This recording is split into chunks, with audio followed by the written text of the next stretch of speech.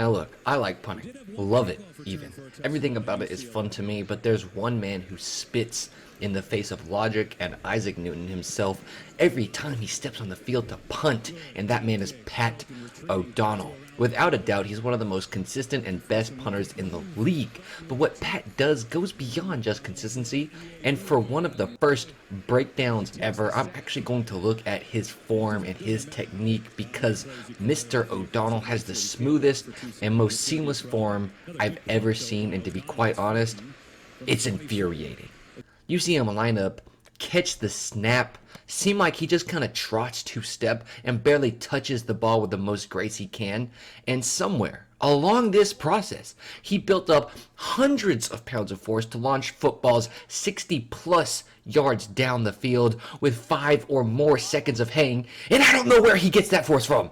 As a punter myself, I have to put everything I have into the ball to get similar results. So instead of us breaking down Pat's impressive career, I'm going to tell you more about his incredible fundamentals that go into him being able to do this. First, let me explain something mechanical to you all. We punters use our leg like a whip more than we use it like a kick, which means you don't really use your quad muscles that much or our upper body. Hence why you might see your local high school kicker look like he's having a small seizure as he tries to activate every muscle in his body to make that ball go further. And then it slowly refines to just the lower half by college, and in the pros you have way less movement in their punting motion. Well, Pat takes body mechanics to the next freaking level because, as I was saying, he has one of the most efficient whips I've ever seen. So first, like any whip, the effectiveness of it comes from moving the heaviest part of the whip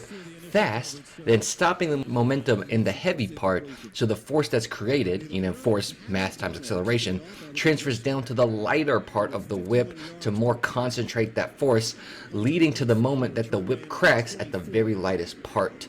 Well, like our whip, our body is the whole handle. So when Pat takes his first 2 steps, they don't have to be too fast for a lot of force to be generated.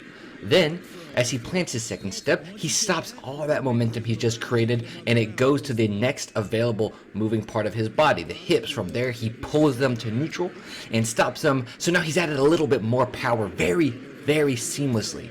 And that will continue to go down to the next part, which is his knee, which then stops, and he essentially just flexes his quad to put his foot into the ball. And to the human eye, what looks like the easiest and lightest swing has now generated more force than the average person could gain if you gave them a 20-yard head start, a hand grenade, and a brick of freaking cocaine.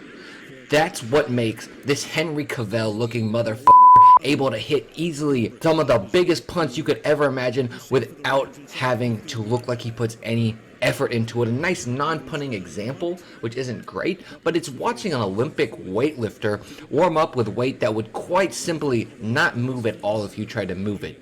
And while you might be able to chalk it up to just thinking, oh, they're way stronger than me, it's really that they're just way more efficient than you at using their muscles. So, all in all, this man actually has perfect form when it comes to punting, and quite possibly the best jawline of anyone who does it. And watching him pisses me off, but it also drives me to do better, and myself look up to this guy as having sort of the pinnacle ideal form for punters, and I've been modeling my game after him. But anyway, I hope you guys are having an amazing day. I hope you learned something about punting here, and peace.